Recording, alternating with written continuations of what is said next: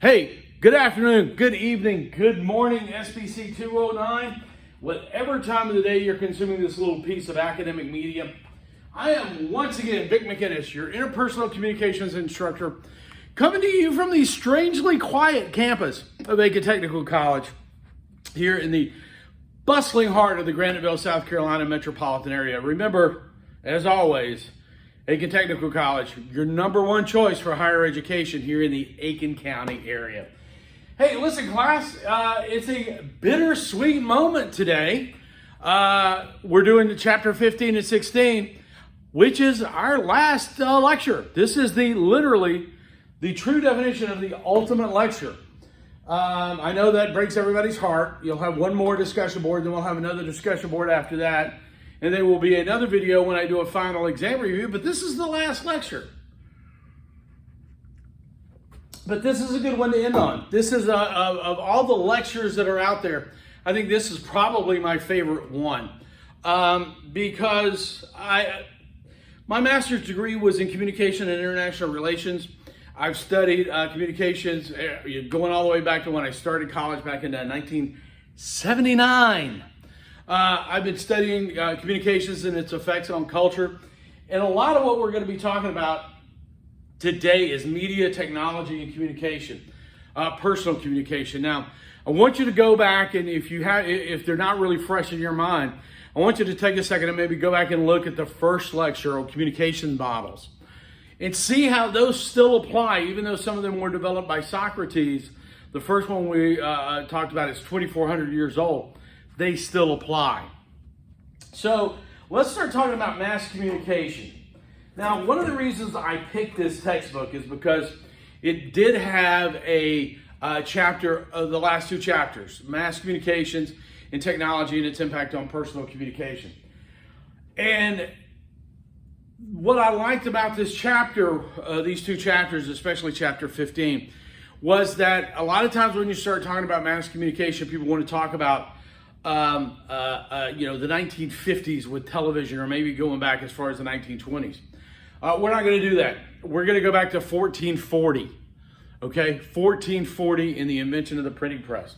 I want to sort of set the context for you, number one, because I also teach government history, and I think it's important for us to learn about where we came from and the changes that communication made and the potential that communication had.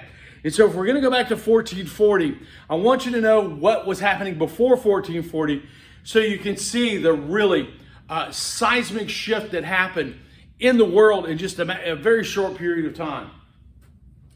So the period before the mid-1400s that most of us have heard of, from about the 4th century or the 5th century, 400 BC or AD or thereabouts, to roughly the middle 1400s, was a period we normally know as the Dark Ages. Okay, it's also known as the medieval times. It's also known, and historians hate both of those terms now, by the way. Neither one of them are used much anymore by professional historians. But with the end of the Roman Empire and the collapse, and the very speedy collapse of the Roman Empire across large parts of Europe, Germany, what is now England and Scotland, France, Spain. The Roman Empire was there for several hundred years, and then literally almost it seemed like in a blink of an eye it was gone. So Latin culture, Latin literature, the Latin language just vanished one day. And we were left with a society and a culture that had no written language. Okay? William Manchester wrote a book called A World Lit Only by Fire, which really is the best book if you're ever interested in reading about what the Dark Ages, what the medieval times were like, where the whole Game of Thrones concept came from. J.R.R. Martin, who wrote Game of Thrones, says A World Lit Only by Fire was a work that had a great influence on his writing. Literacy wasn't a thing in medieval times, and it wasn't something that didn't happen because people didn't have an educational system. They probably could have done that. Most villages had a priest or a church Certainly, even medium-sized towns had a cathedral, had an abbey, had a minster. It wasn't that there wasn't infrastructure for teaching people to read. There just wasn't any reason for them to.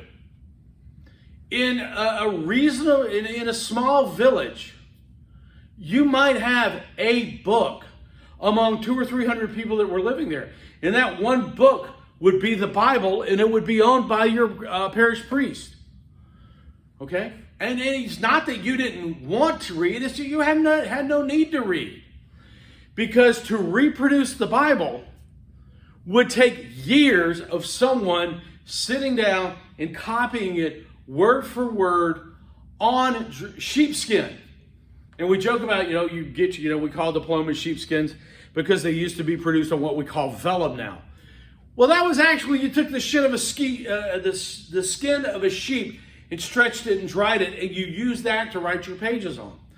So books were incredibly hard to produce. They were very expensive to make.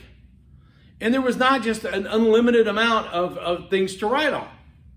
In fact, you will see in some Bibles that exist to this day from medieval times where they've actually gone through and tried to scrub the ink off and rewritten on top of it from some other text. It is to the point where Manchester says in his book that if you took somebody out of a village for almost all of Europe, and again, we're only talking about Europe, Asia, Africa, and the Americas all had their own things going, and we're all, at that point in our development, thousands of years ahead of Europe in the development of culture. So in Europe, if you took an individual out of his village and moved him or her as little as 10 miles away, you've given them a death sentence. In fact, expatriating someone, exiling them from the village was literally a death sentence. Because they would have no idea how to get back to if you took them 10 miles away, they wouldn't know how to get back to their village. And if you gave them a map, they would have no sort of comprehension of how representation on a page would work. They would never know that that blue line is that river and the black line is the road they're actually standing on. Okay? The Dark Ages, that medieval period, the Middle Ages, began to end in 1440.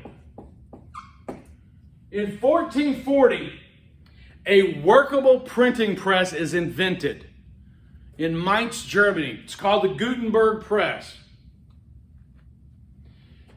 And it became possible to start turning out large volumes of printed material.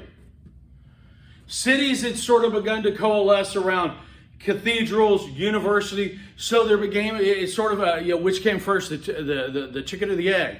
Well, these things sort of happened coincidentally. These university cities began to pop up, like Mainz, okay, in York, England, Paris, a bunch of other places, and they needed material, so the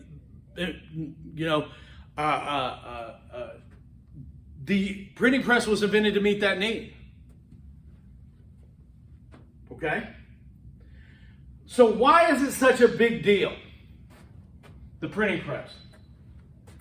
Well, a Scottish historian named Neil Ferguson, in his book, The Square and the Tower, lays out the difference and why the printing press became so important. And it boils down to the Catholic Church. All right, let's take a region of Europe.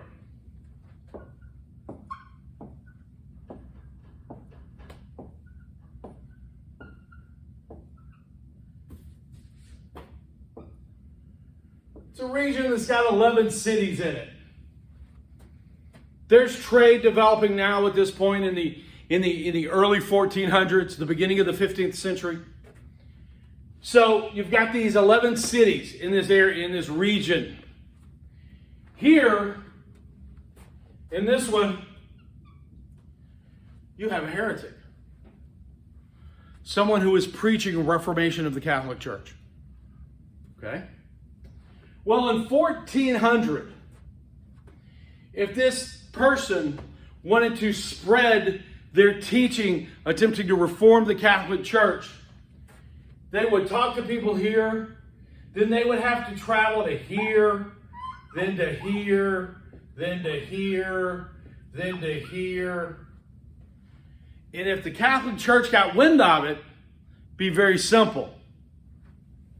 You catch them here, and you very publicly burn them at the stake, which was fairly common back then. If you preach Protestantism well into the 18th century, the 1700s, you were likely to be burned at the stake in a Catholic country. Same thing if you preach Catholicism in a Protestant country, it could go badly for you. But before the invention of the printing press, to spread your ideas, you had to physically go someplace and spread them. Okay?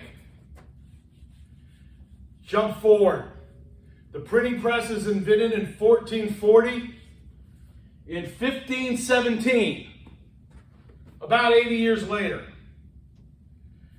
there's a guy in Würzburg named Martin Luther.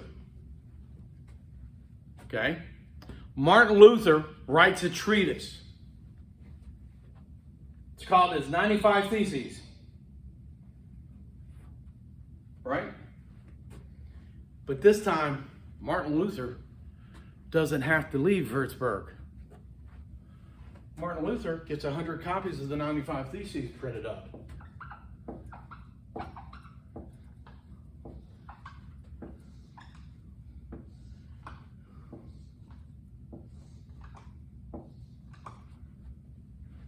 Suddenly, Martin Luther's ideas are everywhere all at once, being nailed up on the doors of every cathedral and every church and every Catholic establishment all over the area, all at once.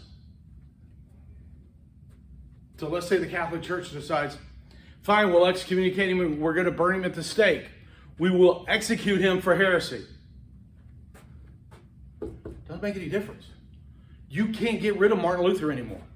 Martin Luther's ideas are out there now, and you can never get them back.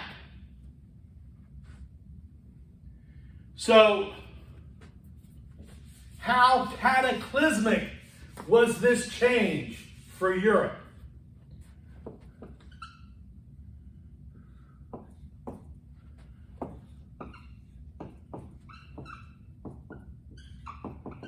In 1517, Martin Luther wrote his 95 Theses.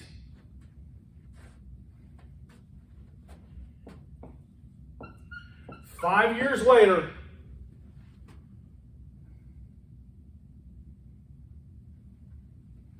the Knights Revolt happened.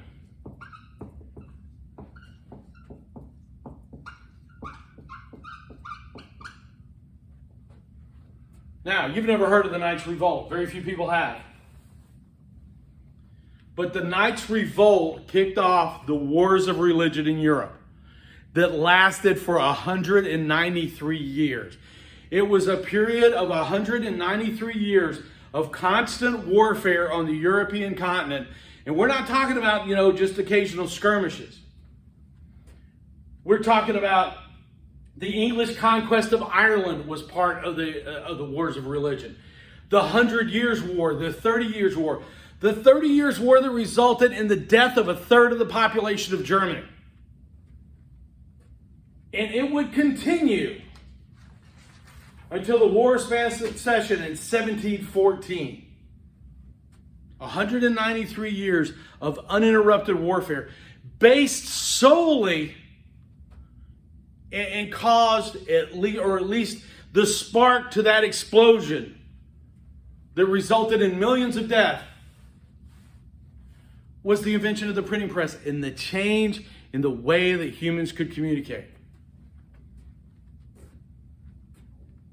Okay? So that's why this is important.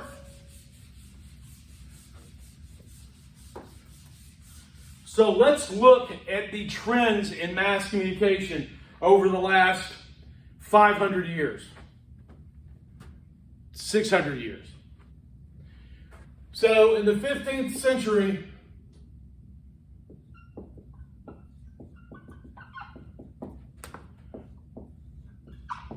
we had the invention of books. Suddenly, ideas like the Bible, everybody could own, well, not everybody, because they were still kind of expensive, because they had to develop paper production in a mass format. They had to bind the books and everything. But suddenly, books were widely available to people. People learned to read. Literacy rates exploded. They still didn't get up past about 35%. But when previously it was 3%, 35 is a pretty big deal. So people began reading, especially in the cities. And it became easy to communicate. So mass communication, again, from the European model, I am not going to slight the fact that, yes, they've been doing this in Asia for a millennia. Okay? But for our purposes, mass communication begins in the 15th century. There's not another big development for 300 years.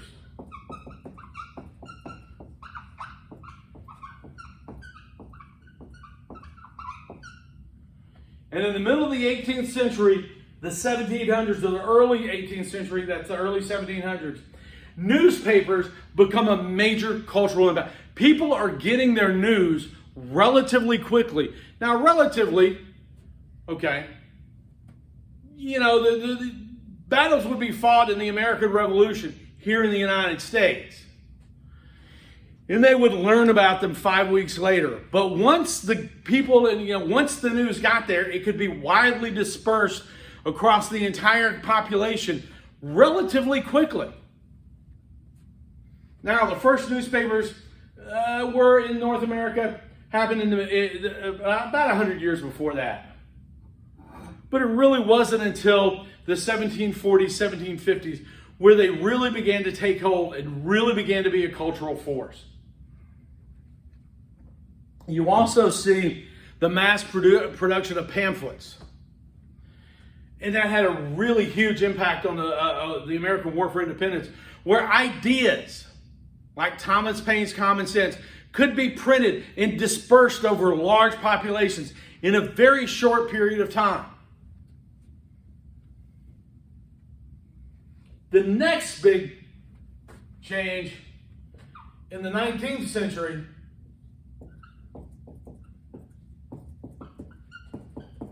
would be magazines.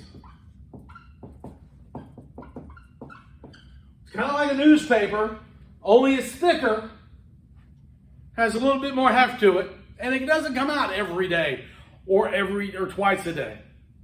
Again, magazines were first introduced into Western society in the late 18th century, but it was really the late 19th century in the United States after the Civil War when magazines really began to become a cultural icon, a way to spread mass culture throughout the continent. Okay, now, one thing I'm going to leave out here, and I've gotten a couple of emails from really astute people. I leave out at this point, I don't bring in the telegraph. Everybody understands the telegraph, which was a way to send electronic messages over great distances in a very short period of time. Huge technological import, not a mass communication system, more just a very fast way to send a very short letter. Okay? In the early 20th century,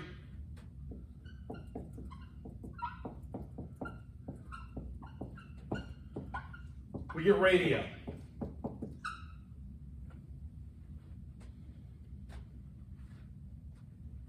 And the game changed completely.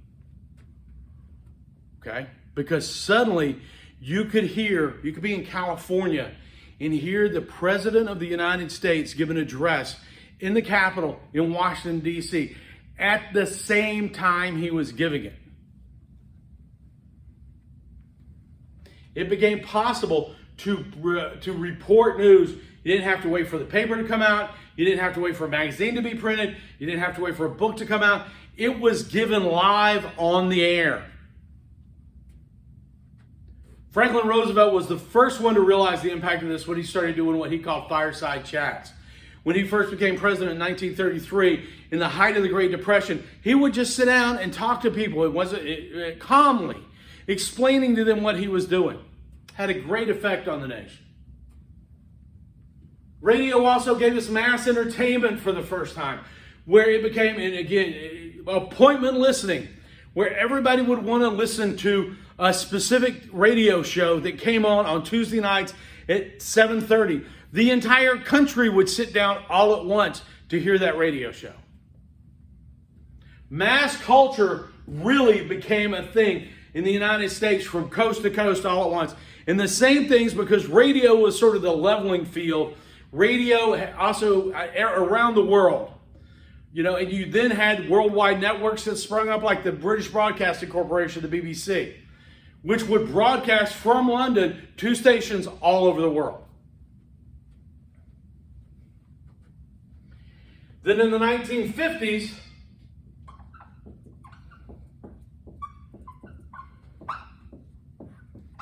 we get television. And the game changes again. Okay? Suddenly, everybody has in their living room a box that shows pictures.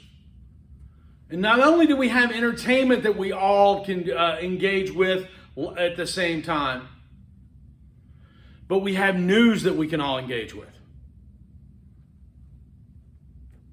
And every night we are now able to see what's happening in the world.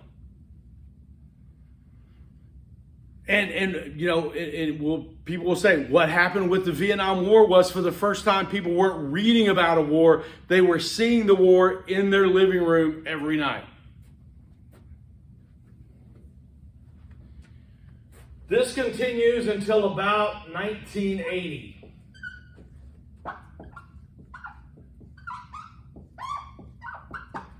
And we get cable television. Cable TV wasn't really a startling new technology. Using coax cable to bring the signals into your home was not a big deal. But what it did, it began the fragmentation of the audience. Suddenly, when I grew up, we had 4 TV stations in Birmingham, Alabama. We had Channel 6, which was ABC. We had Channel 13, which was NBC. We had Channel 42, which was CBS, and we had the PBS station. And that was it. We had 4 stations. We used to go over to my buddy Kenny White's house. And thank God he had the nicest parents in the world. We used to go just basically live at Kenny White's house in the late 1970s because his parents paid for cable. And then we had the one HBO. But not everybody there was nowhere near anything remotely resembling saturation of the market. But as cable grew and the number of channels grew, the audience began to fragment. Then in the 1990s, we begin to see the impact of the internet. We're going to discuss the impact that has in the end of mass communication to a great extent in just a second. But remember, the internet in 1990, the internet was never intended by the people who developed it to be a means to spread entertainment. It was supposed to be a way to share information. And then in the 2000s, we begin streaming.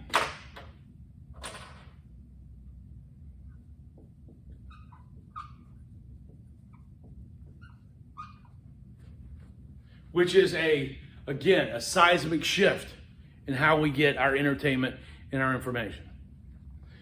But I want you to look at the trend here. From books to newspapers was 300 years. From newspapers to magazine was 100 years. From magazines to radio was about 75 years. From radio to TV was about 30. From TV to cable was about 20. From cable to the internet was about 10. From internet to streaming services was about 8. Okay, the speed at which we're evolving the way we communicate is changing so fast. I think, though, we're about at a stopping point for a while.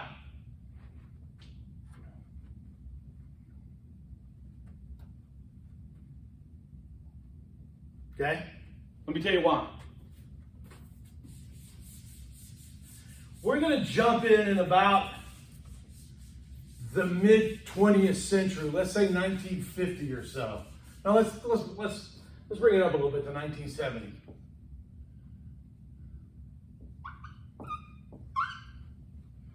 Okay, let's pick my hometown, Birmingham, Alabama.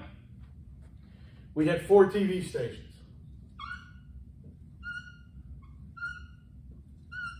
We had 2 newspapers. TV, TV, TV, TV. We had 2 newspapers.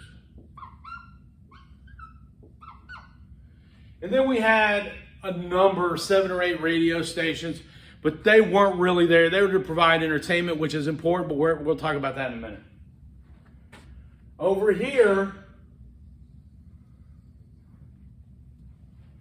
we had our consumers.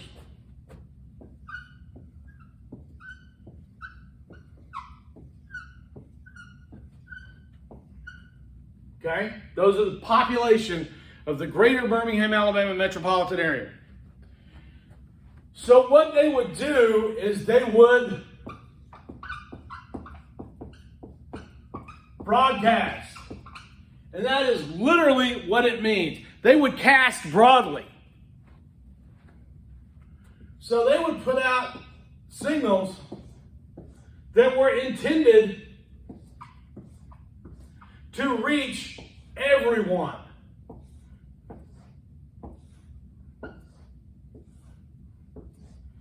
You made your money as a television station or as a newspaper by having the largest number of people either subscribing to your newspaper or watching your TV shows. So it was incumbent on the purveyors of the communication to have as many people and try to strike that middle road. Okay? And for the informational function, and we'll talk about the functions in just a minute, you only had really 3 people that were providing you information or news. Well, you had the 2 newspapers, you had 5. You had the 2 newspapers, and you had 3 TV channels. Walter Cronkite in the evenings on CBS, Harry Reasoner on ABC, and David Chancellor on NBC. Those were the guys we got our news from. And that was it.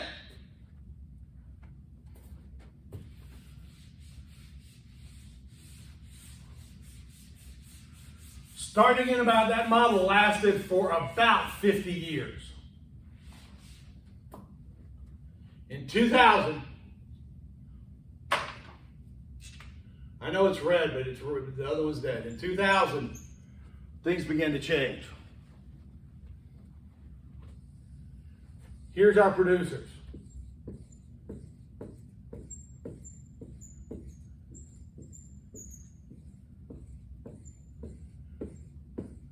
And that's in 2000. I've got 400 TV channels. I've got an untold number of, I've got the Daily Beast. I've got Slate. I've got, Time online. I've got every newspaper online now. Okay? And that's before Instagram and Twitter and TikTok, where suddenly we have the potential to have 7 billion content creators. In here, you know what we've got over here? The exact same number of consumers.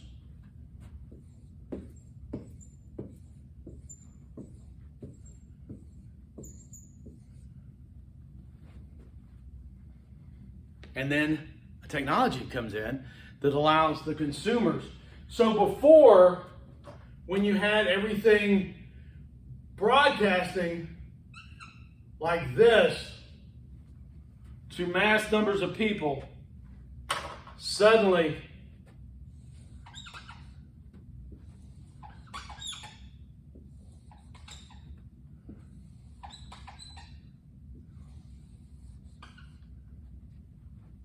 the power shifts over to the consumer to reach out and pull back the content they want. There are people now, and some of you guys probably have, cut the cord and no longer subscribe to network television. You pull your stuff down off streaming services that you pay for. Or you pick it up off and you pick it up, maybe not totally legally. Now, the power has shifted over to the consumer, and in a lot of ways, mass media has died already. We just haven't figured it out yet. So, if we accept that by 2010, this is fully engaged, we have a period of mass communication that lasted for about 550 years. So what's going to happen next? Nobody knows. So just let me say, everything else I'm going to say in this lecture is contextualized on a mass communication environment. All right?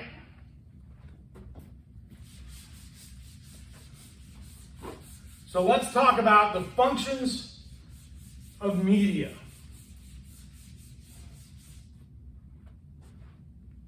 The functions of media in a mass communication environment. First of all,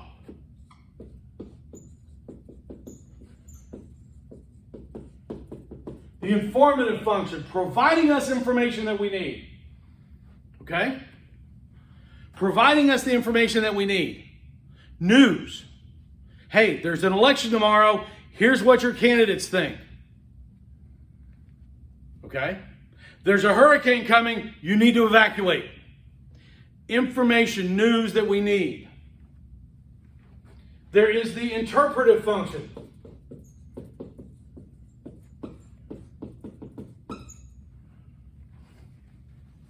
Is that red showing up? Yeah, you can read it. It's the interpretive function. Editorials telling us what to think. Giving us interpretation of the information function.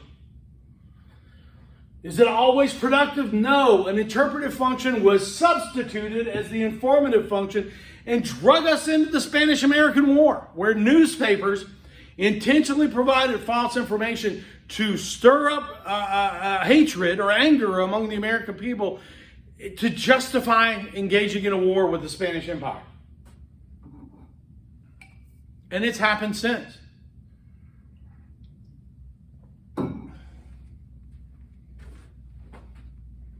There's the instructive.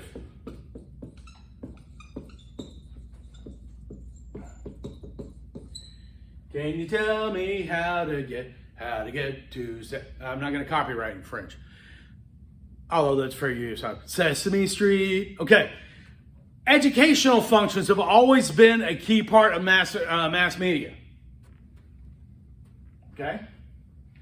There's the bonding function.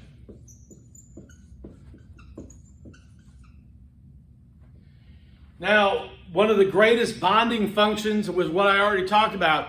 Right after he got inaugurated in January, Franklin Delano Roosevelt went on the air in 1933. In March of 1933, he had to close all the banks because they were collapsing, and he had to give the banks a minute to catch their breath. So he went on a national radio broadcast and explained to the American people, this is what I'm doing. We're all a member of this big team called America, and I want you to understand what's happening. And everybody was just, absolutely. There are those instances. They're usually those instances where you say, where were you when the Challenger exploded? Where were you when John F. Kennedy, where you heard John F. Kennedy had been shot? Okay?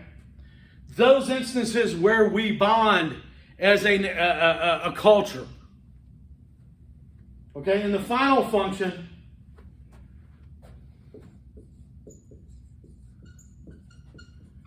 is diversion. Okay? Entertainment. Just to keep us busy. Give us something pretty to look at. Okay? You can't watch the news all the time. Oh, please do not watch the news all the time. You need to entertain yourself every once in a while. So one of the big changes that's happened over the last couple of years is that informative, interpretive, and diversionary media is really sort of combined into sort of an infotainment sort of, where is Sean Hannity or Rachel Maddow? Are they entertainment? Are they interpretive? Are they informative? Are they all of those? It used to be we could separate them into very clean boxes. That doesn't happen anymore.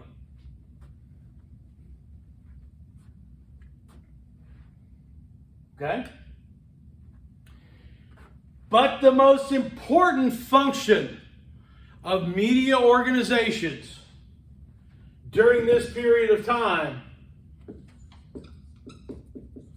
was to function as a gatekeeper. The premise was you can't consume everything. You can't consume all the information that's out there. You look to a trusted individual to figure out and tell you what you need to know.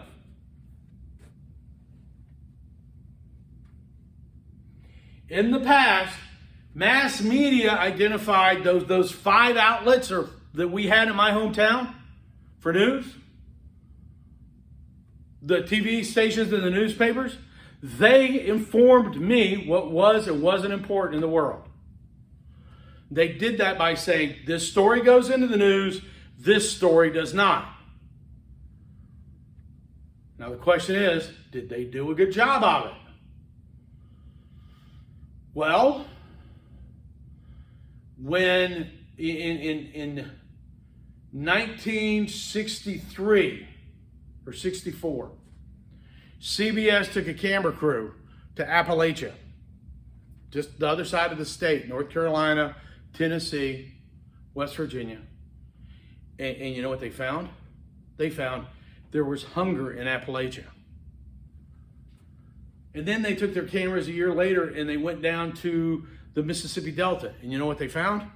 They found that it was even worse down there. Poor people in the United States weren't able to feed their children. Now, was this new in the early 1960s?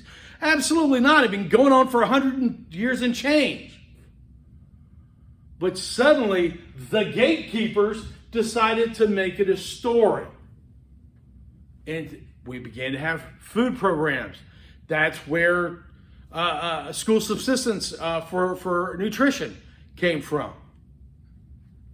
Because the gatekeepers executed their informative function in order to let us know what was going on.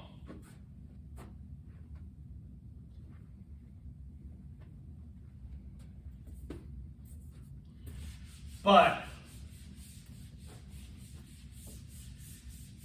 did we give media too much power?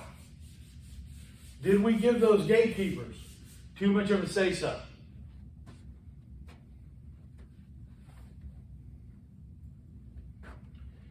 Mass media became the driver in globalization. And through globalization, rich nations got richer and poor nations got poorer. Where we would shift steel manufacturing, which was ruining the economy of the United States, to another country. And mass media helped do that. Mass media was key in political imperialism.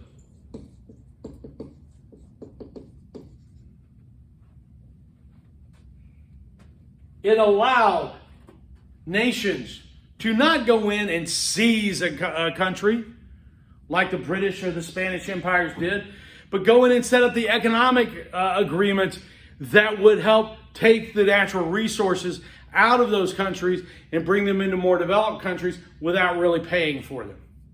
Mass media allowed dictators in those countries to sell these ideas. Because in that case, the dictators or the government was the gatekeeper.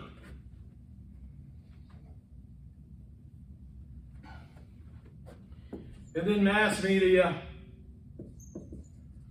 was the single instrument of cultural imperialism.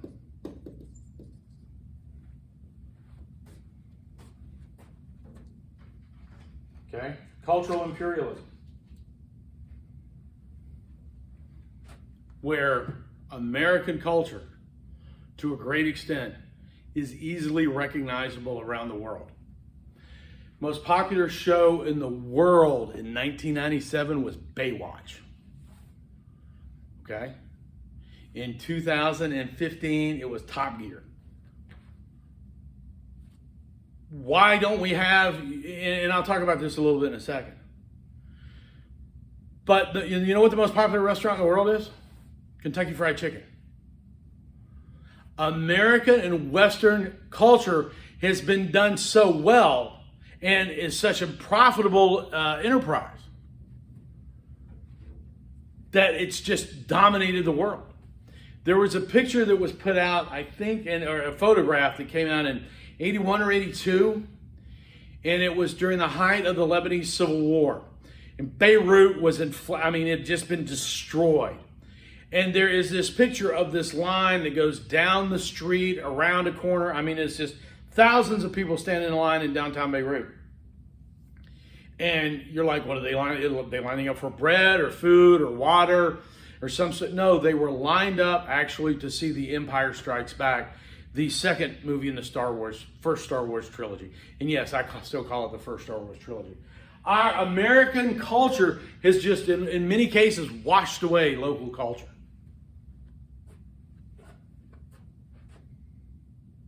Okay? But that began to end in the 2000s with the beginning of narrowcasting that we talked about a second ago.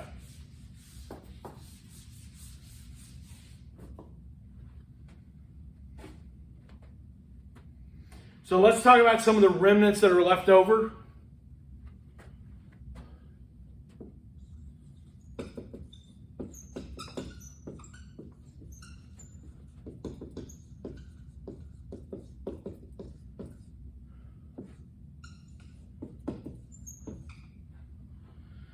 So the big lie was a phrase started in World War II, where the Germans said, if you tell the same lie over and over again, people will accept it as truth. And it's being used a lot now. I don't think it's being used appropriately, but it's the idea that if I say something often enough, eventually you'll begin to believe it. And then if I give you media outlets where you can find somebody else saying it, it'll seem like more people believe it, whether it's true or not. I can give you the most outlandish, crazy, insane idea. And I guarantee you I could go and find 5 places on the internet where they back me up. And I can do it in a couple of minutes. Vaccinations kill children. There is no scientific evidence to prove that. But if you Google anti-vaxxing, you will find thousands of sites that will tell you exactly what you want to hear to make you believe you're right. Okay?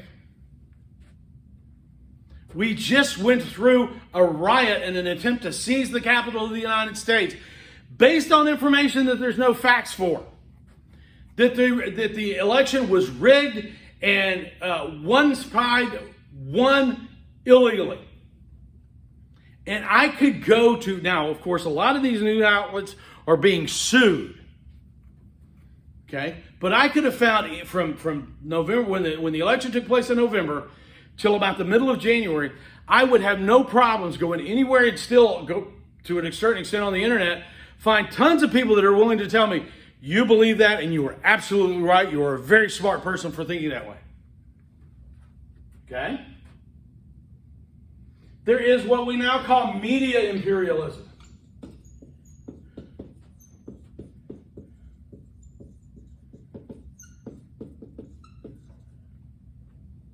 Where American media is everywhere. I remember I was in Bahrain.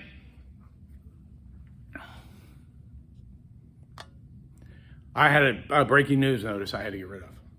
I was in Bahrain, and it had been a long, tiring day. And I came back, flopped down on the couch in my the apartment I was renting, and I turned on the TV, and I watched The Blues Brothers, the 1980 movie with Dan Aykroyd and John Belushi. In Afghanistan, we used to tie into Indian cable.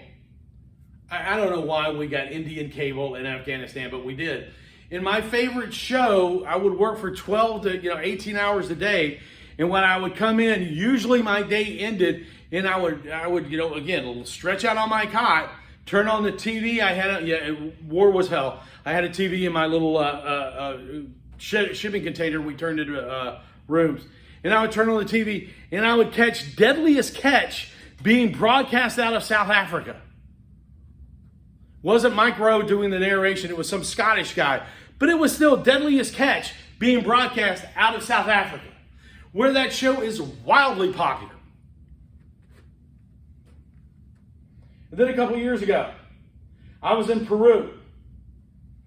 I don't speak, my Spanish is very limited, and it is mostly a border, it's a Tex-Mex dialect, border Mexican dialect. It ain't Peruvian, so I was struggling every day. And I would come in and flop down in my hotel room, turn on the TV and watch Seth Meyers. In English. So again, we're dealing with our culture just swamping everything else. And then finally,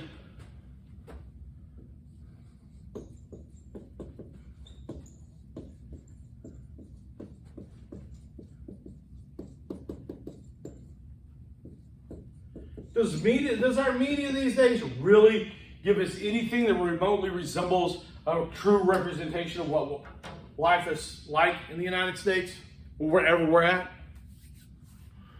I mean, again, we say these things are wildly popular, but compared, the last episode of MASH had 100 million viewers. Keeping Up with the Kardashians was a massive cultural phenomenon.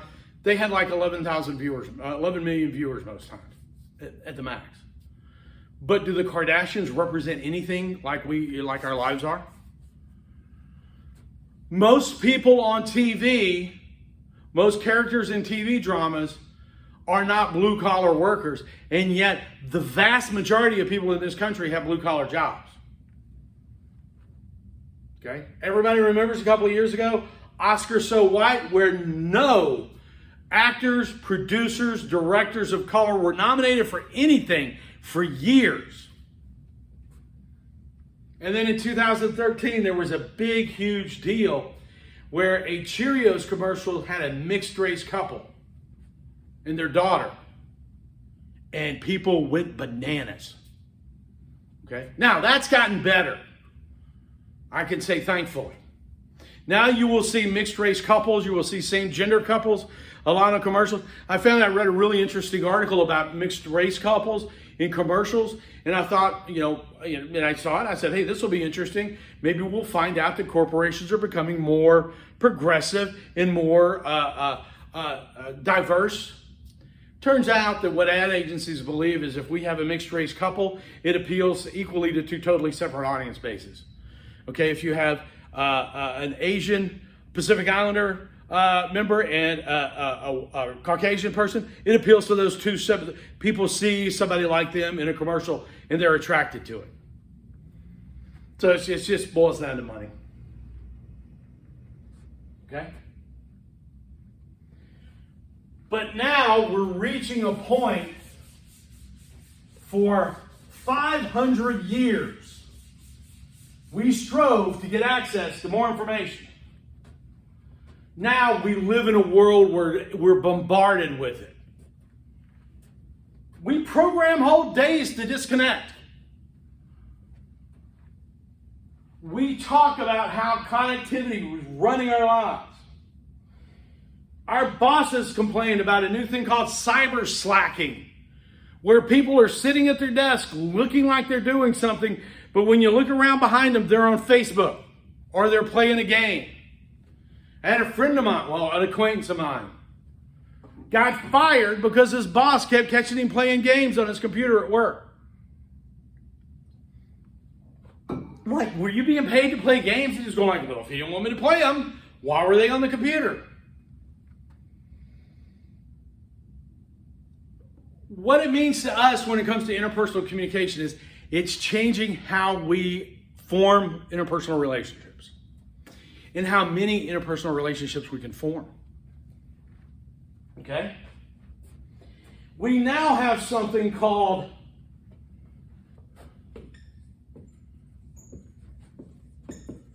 dormant networks. It used to be it was real easy to define your network. Who do you talk to? Who do I talk to on a regular basis?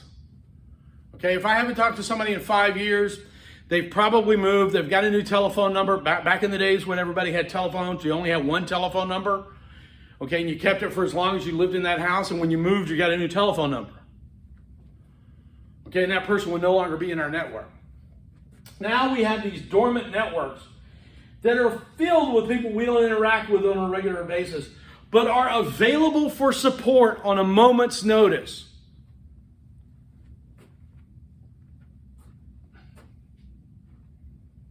How many of y'all talk to everybody, all your friends on Facebook, regularly?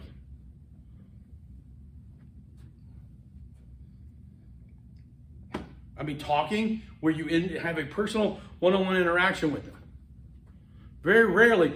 But if we need to, I mean, I see it all the time. I'm like, hey, my daughter is flying into Birmingham tomorrow because my husband had a heart attack, and I'm going to be at the hospital with him. Can somebody pick them up? I've seen that blasted out on Facebook and have 5 people go, got it. And I've actually helped people out that I haven't seen since high school. But because they friended me, I had somebody that was coming in for the Masters and say, hey, anybody in Augusta, Georgia know about a hotel you can stay at in Augusta for the Masters? And I went, hey, I'm in Augusta. This was a person that had friended me, and that was, us friending each other was the only engagement we had had for 30 years. Okay? So we now have these dormant networks. The other thing we have that's influencing our relationship, interpersonal relationships, is branding. Okay? Even in interpersonal relationships, it's a driving factor. How our communication makes us look is important these days. It's not free and open. It's how's it going to make us look?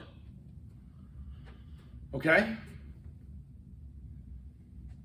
I had a guy I knew back when we were living in Tampa. Called in sick. Posted pictures that night of him with his kids at Disney World with the big ears and the roller coasters. Unfortunately, his boss was a friend on Facebook. He got a letter of reprimand and lost the day's personal time off because of that.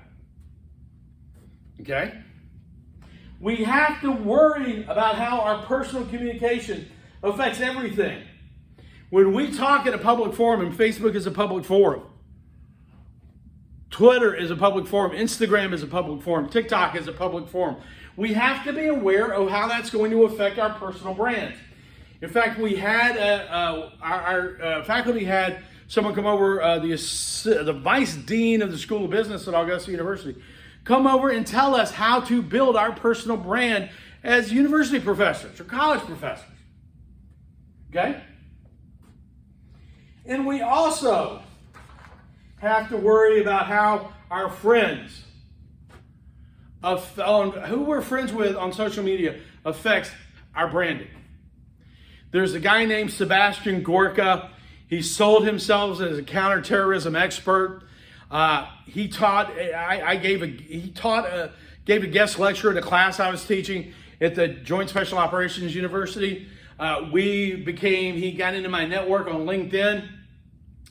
I was applying for a job a couple of years later, and it turned out Sebastian Gorka was a neo-Nazi. Just to close the loop on Gorka.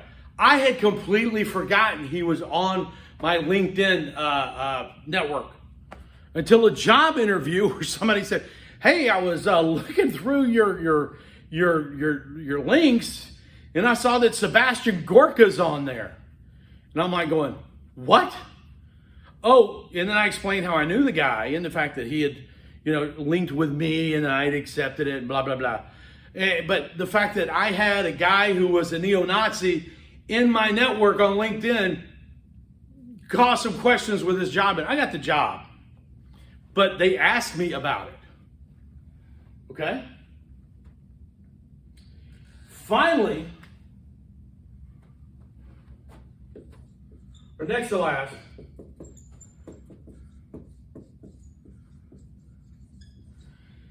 self-disclosure is a key part of building a relationship, and it's now easier than ever, and we're now overwhelming people with it. Okay? It used to be you wanted to get to know somebody, you talked to them over a period of months. Okay? If it was a social relationship, a potential romantic relationship, you'd go out on a series of dates.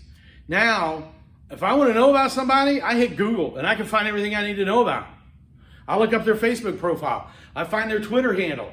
I go on Instagram. I check out TikTok, and I know all I need to know about them. Self-disclosure is no longer something we are judicious about. We do it all the time. And then finally, we have minimized the effort we put into relationships.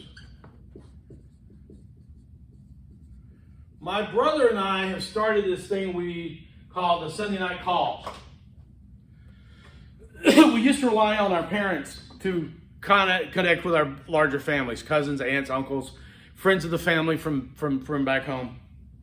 And now both of my parents are gone, we began to realize that we rely totally on Facebook for that sort of thing. And since many of the people that we're talking about are people that are in their 90s, friends of my parents, they're not on Facebook, so they completely fell off our maps as far as relationships. So my brother had this idea, and I sort of adopted it. Sunday nights, I sit down and make a couple of phone calls so that I can maintain these relationships. Because for the most part, how do we maintain relationships now?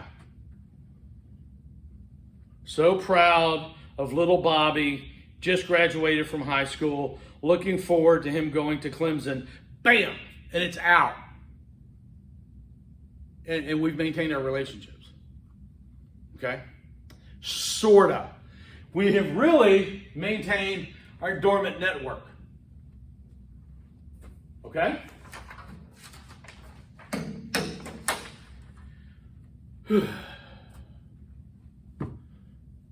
Folks, that's it. That is chapter 15 and 16. Okay? As always, if you have any questions for me, we can have a meeting on campus now. I can Zoom with you. I prefer Zoom over Teams, just as a matter of course. Okay? We can exchange emails. Love to talk to you guys. There will be a final exam review coming up in the very near future. But until then, stay safe, and we will be in touch.